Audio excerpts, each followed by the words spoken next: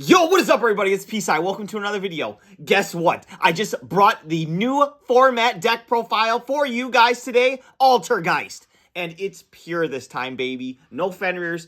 Baron is banned. So new list, new me. We got Altergeist for you guys. Let's take a look at the 40-card profile. All right, main deck. We're still maxing out on the good names. So we have 3 Meloseek, 3 Pukari, 3 Multifaker, and 3 Marionetter. To supplement this engine, we still play the one of Malwisp, the one of Silquitas, the one of Paratrader, and the one of Altergeist Concrete. Next up for the spells, we have the 1-for-1 to special out any of your level 1 monsters. You have your Altergeist Protocol, Altergeist Manifestation, Altergeist Haunted Rock, and Altergeist Revitalization. To supplement your Altergeist engine, we also play some cards that can trigger our Altergeist Multifaker. Triple Tactics Thrust is really good to search any of your normal traps out of your deck, going second. And then going first, you can also set them, so you have extra layers of disruption. One of the good targets to set is Infinite Impermanence. You can activate this from your hand if you don't control any cards, which can allow you to activate your Altergeist Multifaker on your first turn. Triple Evenly Matched as well. Great going second card. You just basically clear your opponent's board and you go Multifaker. So check out the duels that I have on the channel to see that in action. Very powerful. All right, so that's the Altergeist engine. And then the rest, we've got a lot of consistency here. So we play the 1 Magician Souls and then 2 copies of Illusion of Chaos. There's a couple hard bricks in the deck. If you draw Haunted Rock or your copy of Malwisp, you are really sad. So, the idea with these is, since you play 2, you activate the effect, you put one of these back on top of your deck, and then you can send the other one to the graveyard once you activate your Magician Souls effect.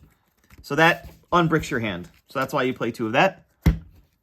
Next up, for further consistency, 3 Pot of Prosperity. You're not really drawing the cards in this deck at all, so Pot of Prosperity is really good.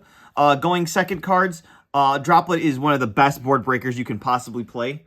And then finally, we do have the Spice. Super Polymerization. So this can just eat boards alive, and I needed a replacement for Fenrir and Baron in the side or in the extra deck. So the extra deck slots were cleared when linkuriboh and Baron bit the dust, and so now you get to play Super Poly to break boards. Speaking of the extra deck, we're still playing 3 Altergeist Hextia, 1 Prime Banshee, and 1 Edminia.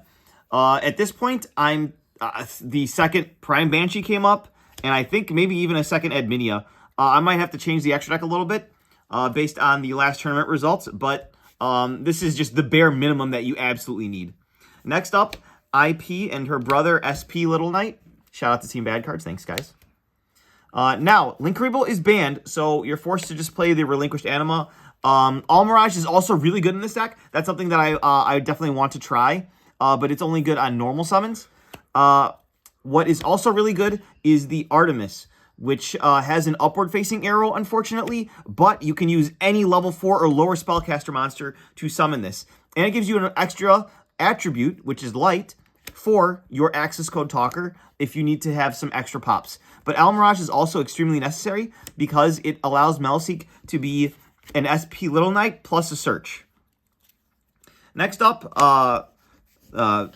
Artemis's older sister, the Selene. So if you have your spells in your graveyard, you can go ahead and Monster Reborn one of your monsters, climb up to access code easier, and then this also gives you that light attribute that you're looking for to pop with your access code talker. Then Link 4s, you have your Apollosa Bow of the Goddess and your aforementioned access code talker. Finally, we've got a Synchro. We cut the Baron because it's banned. But we still have Herald of Arclight. We can still make this. And when it goes to the graveyard, you can actually search one of your Illusions of Chaos to get your Magician Souls out of your deck. Finally, the Fusion Monsters. We only run the 2 targets for our Super Polymerization in order to fuse away our opponent's board. Very powerful. This prevents targeting, and you can link it away. This does double battle damage, and when it goes to the graveyard, you can draw a free card. So really strong Super Poly targets on top of that. Finally, we have the side deck. So this is pretty similar to last format, but I'll just go over it really quick for you guys.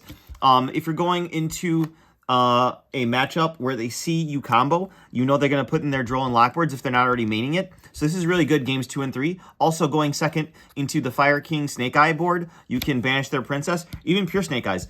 Called by the Grave is a really good card. It might even be good enough to main deck it, but for now it's in the side deck for the matchups that you need it against.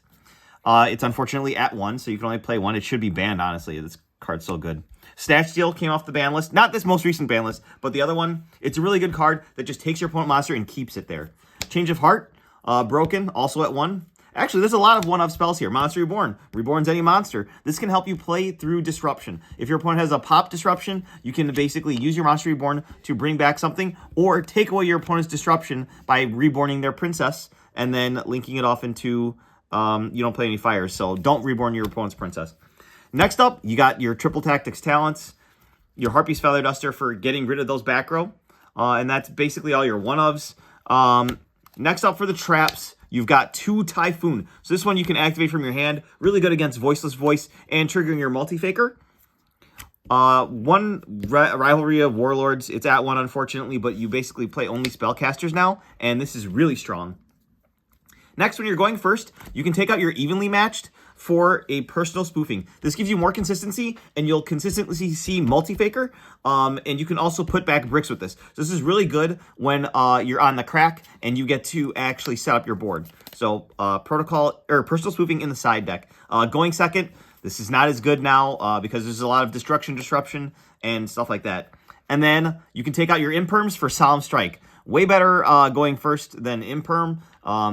You get to set it, and then when your opponent tries to do a big summon or something, or they activate a monster effect, you negate and destroy it. I got to negate an Ash Blossom on turn 3 with this, which was really strong. That's the deck profile. Hopefully you guys enjoyed the video. Subscribe for more.